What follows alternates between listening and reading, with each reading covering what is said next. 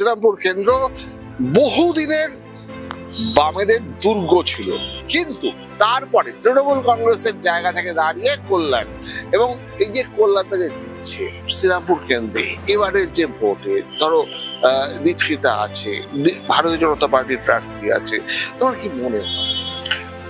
দেখো, শ্রীরামপুর লোকসভা কেন্দ্রে আমার যেটা মনে হয় যে কল্যাণ বন্দ্যোপাধ্যায় ভীষণভাবে ওখানকার এলাকার মানুষ, এই যে ইমেজটা কল্যাণ বন্দ্যোপাধ্যায়কে খানিকটা এগিয়ে রাখে। কল্যাণ বন্দ্যোপাধ্যায় শ্রীরামপুর লোকসভা কেন্দ্রের ক্লাব, সামাজিক সংগঠন, মন্দির, দুর্গাপুজো কমিটি, এবং এটা সব জায়গাতেই, মানে 42টা লোকসভা কেন্দ্রের তৃণমূল কংগ্রেসের জন্য এটা একটা ইউএসপি। তো স্বাভাবিকভাবেই কল্যাণ বন্দ্যোপাধ্যায় প্রার্থী খানিকটা এগিয়ে থাকবেই, কারণ প্রার্থী হিসাবে কল্যাণ বন্দ্যোপাধ্যায় দীর্ঘদিনের রাজনৈতিক ব্যক্তিত্ব, এবং দীর্ঘদিন ধরে শ্রীরামপুর যে লোকসভা, সেই লোকসভা থেকে জিতে আসছে। এবং দীপশিতা নিশ্চিতভাবেই রাজনীতিতে নতুন, রেড ভলেন্টিয়ার্সের কাজ ও খানিকটা করেছে, তো ওই রেড ভলেন্টিয়ার্সের খানিকটা প্লাস পয়েন্টও পাবে। আর নতুন মুখ সিপিএম চেষ্টা করছে, এটাই ওর ইউএসপি। প্রার্থী যে মানে জনমানসে বিরাট একটা জনভিত্তি আছে বা একটা জনপ্রিয়তা আছে, সেরকমটা নয়। আবার অন্যদিকে কবির শঙ্কর বোস বিধানসভা ইলেকশনেও, নির্বাচনেও প্রতিদ্বন্দ্বিতা করেছিল, জিততে পারেননি।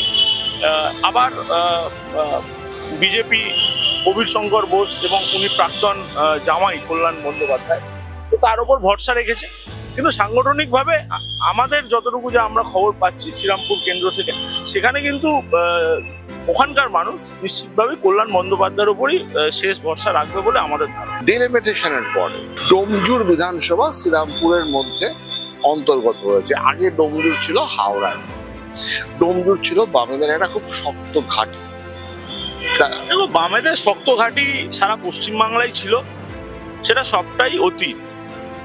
এখন বামেদের শক্ত ঘাঁটি বলে কিছু নেই, কারণ যাদের ওপর দাঁড়িয়ে বামেরা সেই সময় সংগঠন বা ভোট পরিচালনা করতো, ডে অফ ইলেকশনে যারা ভোটটা করতো, তারা প্রত্যেকে বেশিরভাগই এখন তৃণমূল কংগ্রেসে চলে গেছে, এবং তারাই ভোটটা পরিচালনা করে। তো স্বাভাবিকভাবেই দীপশিতা নিশ্চিতভাবেই লড়াই করছে, লড়াকু মেয়ে, রাজনীতিতে নতুন, কিন্তু কতটা লড়াই দিতে পারবে দীর্ঘদিনের রাজনৈতিক ব্যক্তিত্ব কল্যাণ বন্দ্যোপাধ্যায়ের বিরুদ্ধে, সেটা সময় বলবে। কিন্তু নিশ্চিতভাবে আমরা ওখানকার মানুষের সঙ্গে যতটুকু কথা বলে বা আমাদের কাছে যতটুকু খবর রিপোর্ট আসছে, সেখানে দাঁড়িয়ে কল্যাণ বন্দ্যোপাধ্যায়ই শ্রীরামপুর লোকসভা কেন্দ্রে এগিয়ে আছে।